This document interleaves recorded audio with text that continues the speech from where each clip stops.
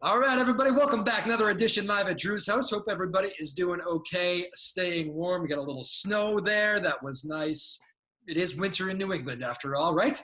Very excited to bring in my guest today. He's an old-time friend of the show. Been on many times. I've lost track a little bit, but maybe the first time virtually, I think. Maybe the second time virtually. I can't remember. But EJ Ouellette joining us, one of the finest musicians around. EJ, how you doing, sir? Well, I'm really humbled with that one. Thank you. You know it's true. Very much. Hi, brother. How are you? Good to see you, Drew. Doing great. Thanks for letting us into your studio. What an honor this is. Look at that place. Well, you're in the grand room right now. Okay. So it's the grand room, and it's a TV studio. I've got cameras, and it's mic'd up into my control room downstairs, and it's a big floating room. It's a high-tech room, and I can go from one camera to the next. I can come over to this camera over here. How you doing? That. And I can come over here and switch it over to this camera over here, and I can get in and jam right here and bring it right back to my middle camera. And we've got another one coming in too.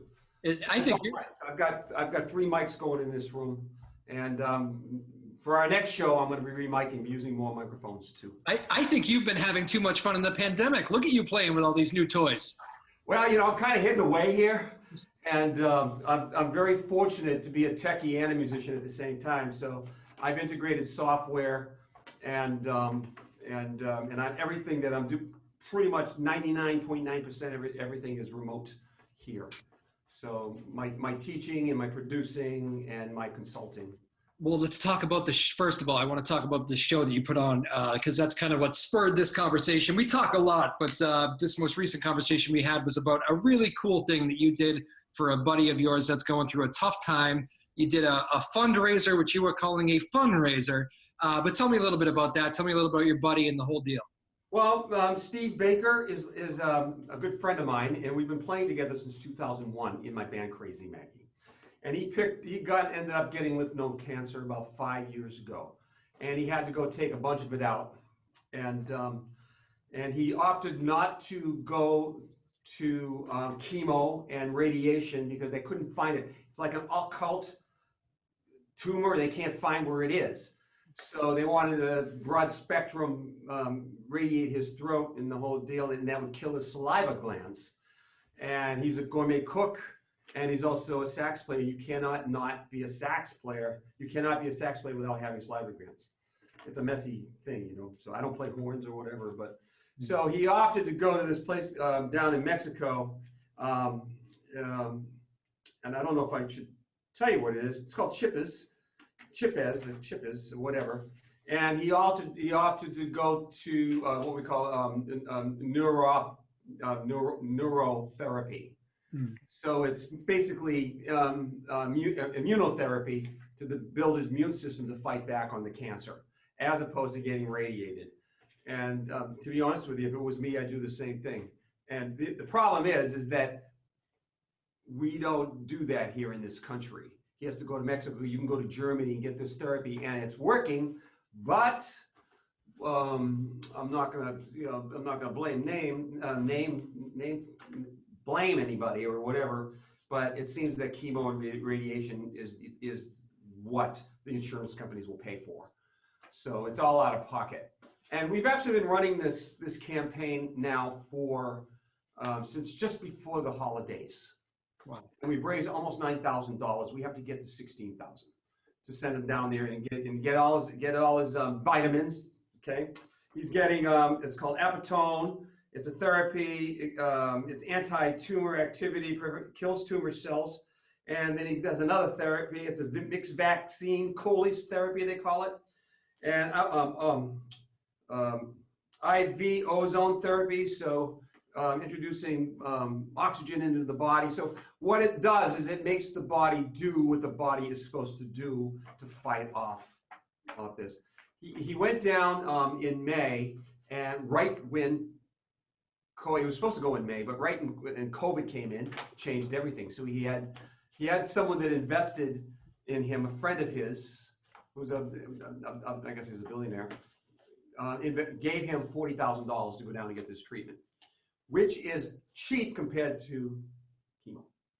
So, but insurance companies don't pay for it.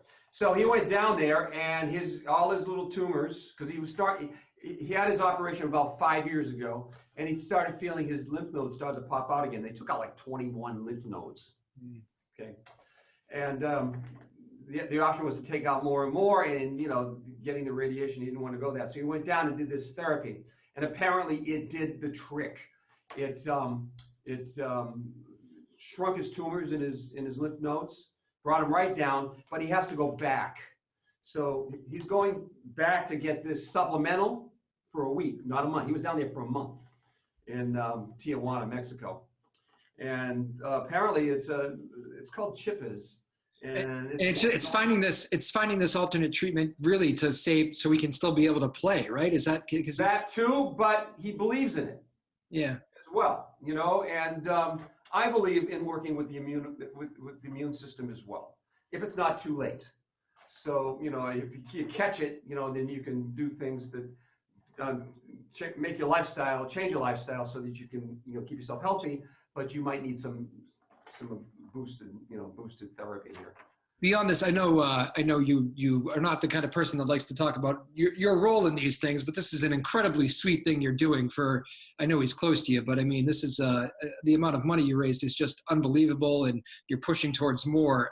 Talk about what kind of guy this is and what kind of bandmate he's been to you. And well, Steve, he's been a great bandmate. He's on my 2 albums. Being a producer, I don't get to do a lot of albums. I do when I can. And we also played and performed and toured all of the Northeast for since 2001. And he's been the core. He and I have been the core of Crazy Maggie. So he plays saxophone, and I'm a fiddler, guitar player, and singer. And so we've been close. We lived on the road together and traveled and shared stories. He was one of my closest friends. And he was just trying to figure out how he could get some money up and go back down. And we can go for less money and have them send the vitamins back here. And he did get a package, one package, and he's running out. So I'm trying to get him down there so he can either get the package or preferably going down and get the intravenous, which is supposed to be more effective. And then he comes back with his vitamins, and then we don't have to send him down for quite some time. We just have to watch him. So. Yeah, he's a good friend, and I've played a lot of benefits with my music, which I got paid for because I promoted it, and I have to bring my band out. I have to pay my band and all that stuff. But in this particular case, it's I'm trying to find ways to perform, and I figured this was a good cause to go, and it seems to be working. So we're going to continue until we get that, and then I've got some other fundraisers planned. Yeah. So here you are. This is your pandemic kind of. You've done a lot of things in the pandemic, but this is your current project: is putting on these fundraisers and helping people. That's right. And I've got a ton of music that I want to play for people. So and Stevie too. He came in and we did this show. We get tested every week, and we keep ourselves clean. He stays in his home. I stay in my home, and then we get together and we do this. And just to let you know that you can't play a saxophone in Massachusetts anywhere in a public place. You can't even sing. Fiddles don't create any problem, but the saxophone, So he has to be clean when he comes in here. Otherwise, I'm being exposed, and my wife is too.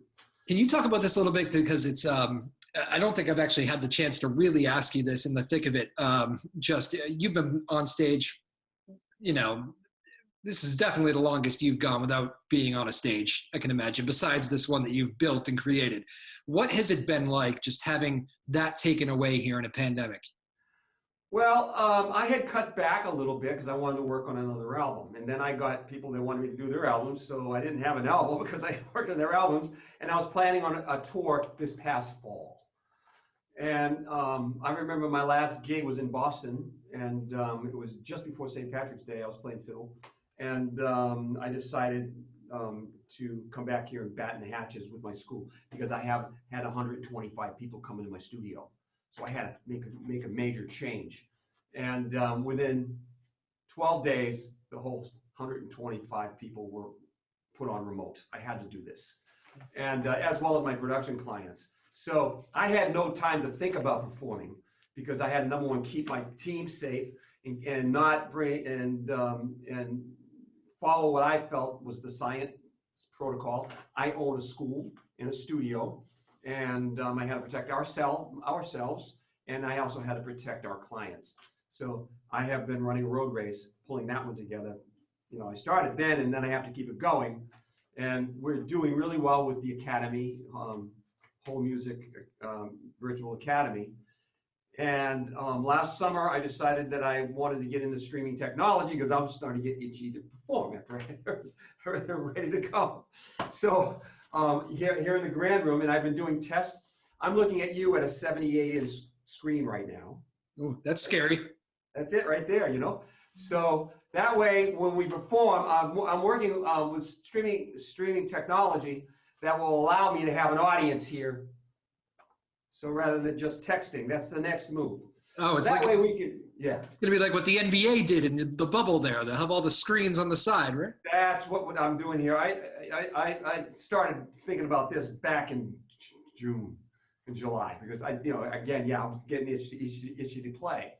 So so we've been doing tests. We set it up. I can record the whole project in my Pro Tools rig downstairs. I can record it with video with 4 cameras coming on. And the last show, which we're going to broadcast on my Facebook page, EJ Ouellette, Saturday night. We're going to do it one more time. We've done it 3 times. And we brought in almost $4,000 over this past weekend. So, you know, every time we stream it, we learn a little bit more. And we're getting ready to produce another show. And we're going to be using more microphones and really work on getting a good hi-fi sound. So everybody in their homes and their smart TVs and big speakers will be able to zoom in and dance with us.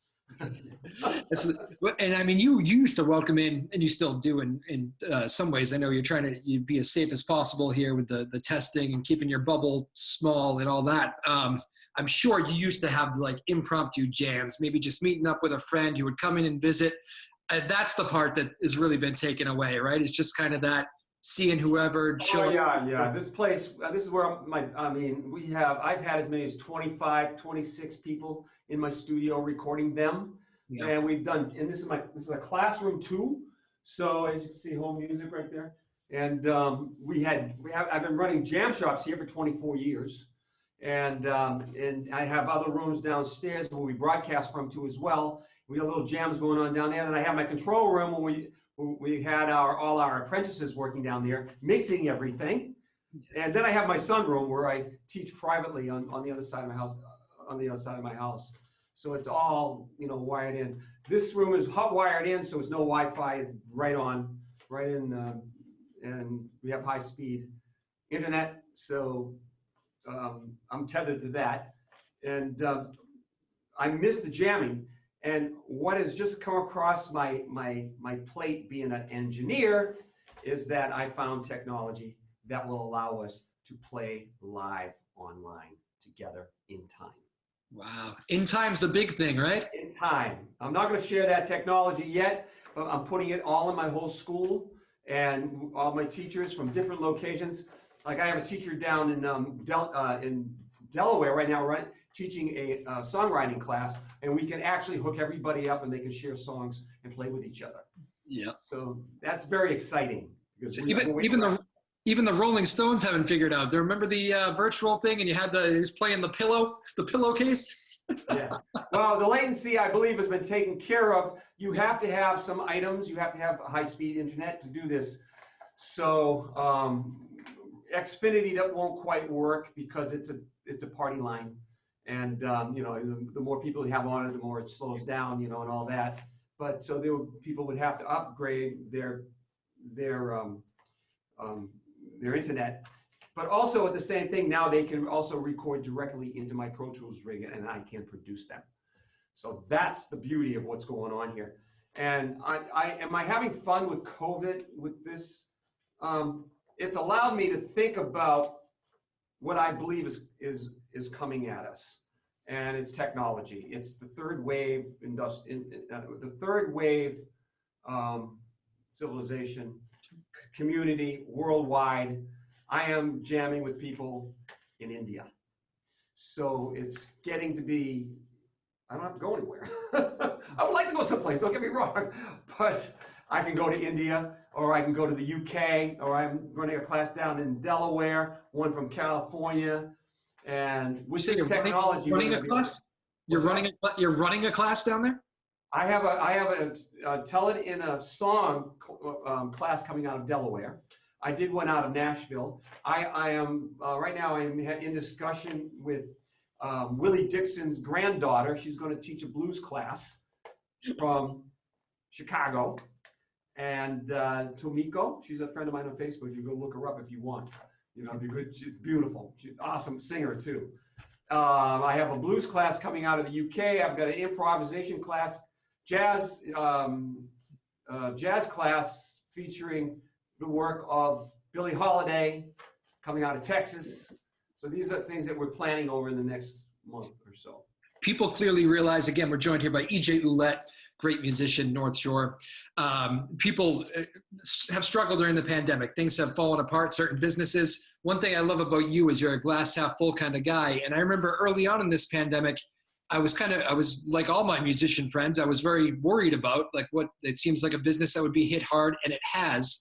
But I remember the first thing you said to me was, first thing I see right off the bat, I'm going to be able to teach, and I'm going to be able to teach virtually, and I'll be able to do it anywhere. You really embraced that. Tell me how that experience has been, the teaching, because that's what you are. You're a teacher at heart. I'm a teacher and a producer and an artist, and an entrepreneur. Yeah, so I've been teaching online since 2008. I started right off teaching soldiers and outposts in Afghanistan on their phones, guitar.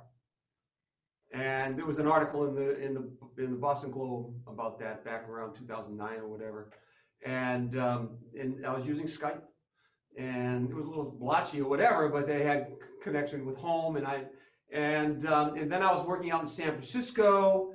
I was almost thinking of setting up a studio out there, and I had a little place that I was shooting, blasting lessons out and teaching group classes from there. And I was going back and forth. That didn't pan out. It would have cost me too much money. And I had a school in Amesbury at the time. We had 400 students and 16 teachers. And it was a big nut to crack. Yeah. So I had a big payroll. And when I decided to pull out of Amesbury, I went mostly virtual on my own. 70% of my work was virtual from 2013 until now, and now I'm 100%. And when COVID came in and I had to get everybody out of here and save that part of my business, I put my other teachers on virtual. They're teaching out of their own studios and home, the bedrooms, and we have one client, one teacher comes here, and Lisa teaches, my partner, she teaches. So it's been a wild ride, and I haven't had a chance to really think about anything other than moving into this whole new wave of society. Yeah. So I accept it. I do want to get out and play, don't get me wrong. I want to stand on a stage. But you're one of the finest players. Anybody who wants to see you play that fiddle, just look the other night's show there that you had, because you were having some fun. I could tell the genuine joy you had on your face just playing there, just the two of you guys. But I mean, it was just a little mini jam session, and it still brings that joy to your face, that big smile. That's why I do it. And if I weren't a musician, I'd be a billionaire. Because, as being a musician, I mean, you don't become billionaires being a musician, unless of course I was Beyonce or whatever. I wouldn't doubt you on that one. What do you think? I mean, you got a million things going on, and you're at a stage in your life where you've been established. Everybody knows you in the area. One of the tough things for me has been to watch a lot of these, and probably some people too, our paths probably cross a little bit, but so many of these kind of younger musicians that are trying to grind on the local scene and trying to make a name for themselves and are really putting the time in, and then the world just stopped on them, and any progress they had was halted. What would be your advice to those young musicians? Well, the world stopped them then when Spotify started taking all the money. So there was really, and then, you have to do a tour, and it's a saturated market. So I'm a business person, so I see a saturated market, and that means that the young people are going to pay to play. That's it. It costs them money to go on the road. They're gonna lose money. Mad Dog's an Englishman with the album and the tour and the whole thing, that lost millions of dollars. So doing it like that without having recorded success with your records, then there's no income coming in. So you really have to hustle.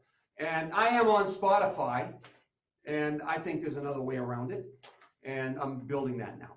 So I'm working as a consultant on that, and I think Spotify is going to get put away. And I have some ideas, and I'm pulling together some investors, and we're going to be taking a look at a whole different ball game here. I think artists, and a lot of artists too, they don't realize they have to invest in their music, not just the recording. They have to invest in their marketing, and they have to use the right strategies. And there's a lot of sharks out there taking their money. So it boils down to the artists themselves. They have to learn how to do this on their own. You're telling me there are musicians out there who are not that business savvy? Is that what you're trying to tell me? Well, it's what I see. It's not about showing up on Instagram every 5 seconds. If that doesn't turn into cash, it's a waste of time. So it doesn't turn into downloads or whatever. So you need a billion. You need a billion streams to get some type of subsistence living with Spotify. And you don't get streams for nothing. And Spotify now is starting to sell you services to do this. So and artists have to realize they do have to invest in it. That's what record labels did. They would sign you, and they said, "Yeah, of course we're going to take most of the money because we're putting the money into it. We'll put you on salary," and that's how it's always worked. So I think that artists right now, and there's a lot of artists right now, they're not touring, so they want to be teachers. Well, if you don't have that track record of teaching, then you're not a teacher. So I wouldn't let my kids study with them. I wouldn't spend the money because they don't teach. If they had a career in teaching, not instructing. Instructing and teachers are a different thing. There's instructors, and it's all over YouTube, so you can learn all this stuff, whatever. But tailoring development to a client is a different ballgame. And finding out how they tick and do all that stuff. So it's an interesting thing, but COVID is a teaching experience for all of us. So we're all thinking about shifting and doing different things.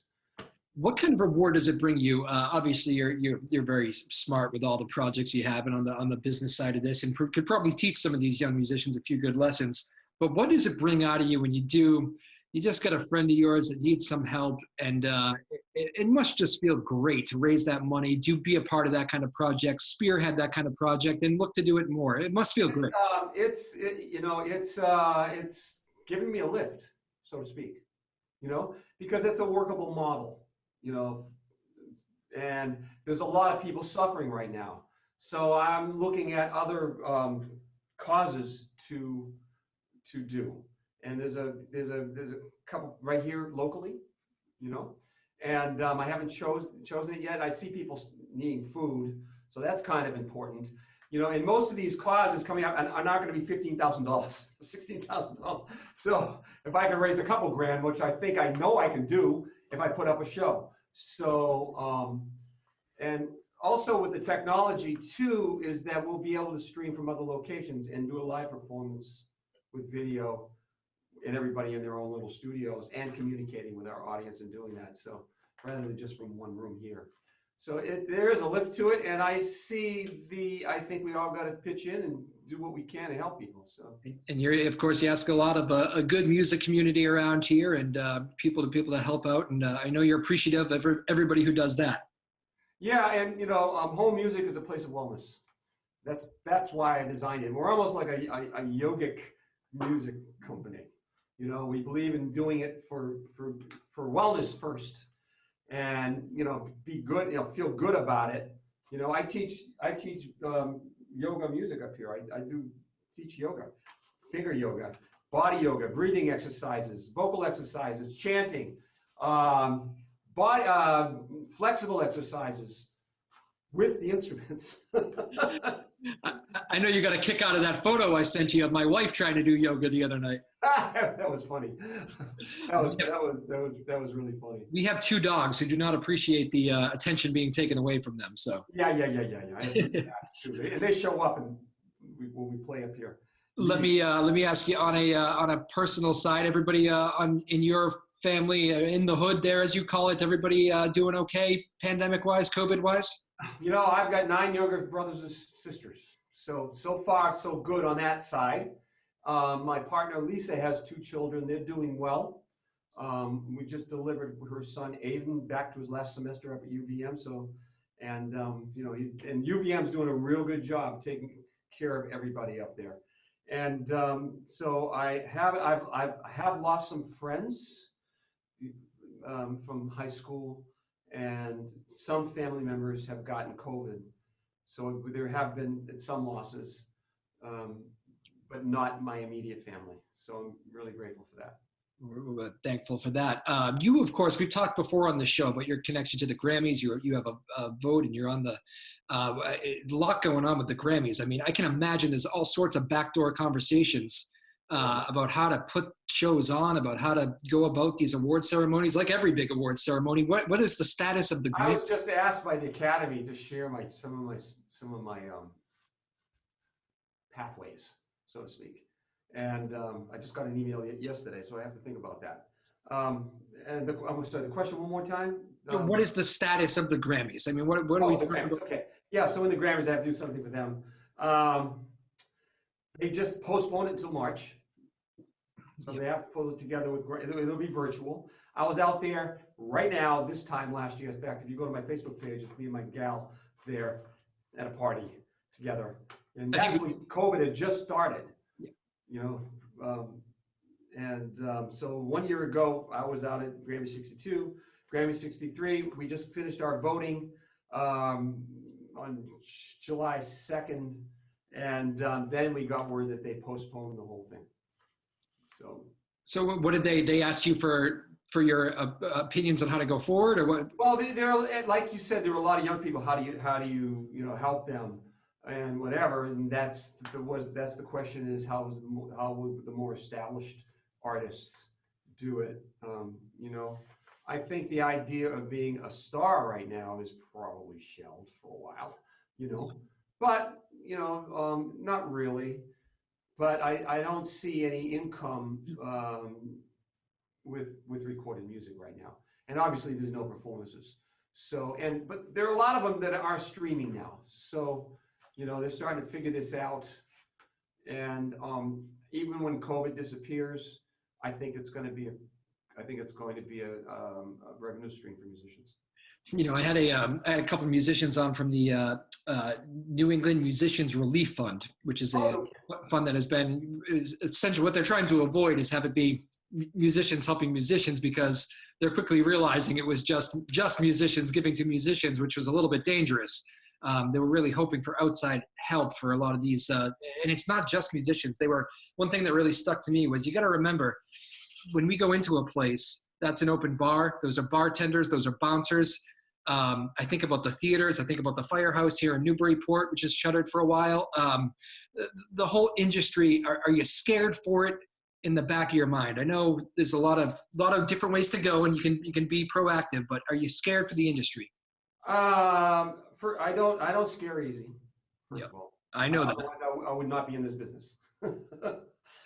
Second of all, I read a book by Alvin Toffler back in 1992. He wrote it in '84, and he's a futurist, and it was called The Third Wave, and it gave me an insight to what is going on. It was called The Third Wave of Civilization, and we're leaving the industrial age in a lot of places, especially here in America. There'll be industry, but it's not going to come back because Americans aren't going to spend that money we want to pay people. So people are going to have to get involved in the knowledge business, which is what I'm in. If you have knowledge and know-how, then you can teach anybody in the world with what you know, and I think knowledge is key. Entertainment is going to be important, but I think that as we come into a less carbon usage time, because that's where we have to go there, rather than having stadium concerts where cars and planes and putting this whole thing on as being a big carbon burner and polluter, people are going to probably be partying right in their own houses with their big screens. Not everybody, right? But people your age are all having kids and stuff. They don't go out that much. So, That is true. and I know this because my bass player back then, when he got married and had kids, and he goes, I don't see my friends anymore. I said, well, because they're not coming out as much, So the people that go out, we're going out with the older ones, and the family-oriented ones for 15, 20 years of putting kids through college, they're not partying as much. So, but it allows them to, to have, have people in the house. Like I've got a St. Patrick's Day gig that I'm going to be playing and zooming right to someone's house. Really? Pay for it. Yeah. Private gig. Private gig. Right. So, again, I've never had a real job other than working in a supermarket, a ski shop, and a shoe factory. I've always worked for myself. And if you're an entrepreneur, you're always finding ways to maneuver, what can I sell now? And I wish I could play more music right now, and I am playing as much as I can, but my instrument is my laptop, and designing stuff and writing courses and figuring things out, and learning about streaming technology. Deal. So yeah, it's a huge learning curve. And am I scared for the future in this industry? Not really. Hold that thought for 1 second. I'm just going to let the dog out. Final couple minutes. Right. He's not supposed to be doing this. We're pausing this for 1 second. Industry. Are you scared for the industry? No, I'm not. It'll right itself when COVID disappears, but it's not going to disappear. We're going to have to deal with this. And getting back to Alvin Toffler and the third wave, he predicted this in his book. He did it. He did.